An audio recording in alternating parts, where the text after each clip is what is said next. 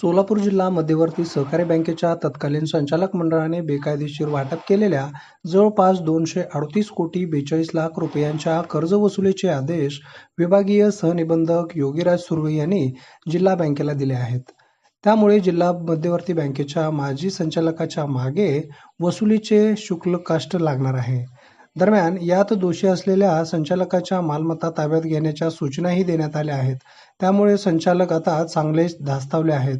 सोलापूर जिल्हा मध्यवर्ती सहकारी बँकेच्या तत्कालीन संचालक मंडळाने केलेले कर्ज वाटप बेकायदेशीर आहे.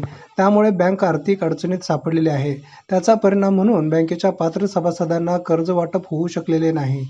त्यामुळे बँकेच्या माध्यमातून बेकायदेशीर कर्ज वाटपास जबाबदार असलेल्या तत्कालीन संचालक मंडळाकडून ही रक्कम वसूल करावी आणि बँकेचे आर्थिक नुकसान टाळावे, अशी याचिका माजी आमदार राजेंद्र राऊत यांनी दाखल केली होती. त्यानुसार बँकेची 83 व 88 कलमान्वये चौकशी करण्यात आली.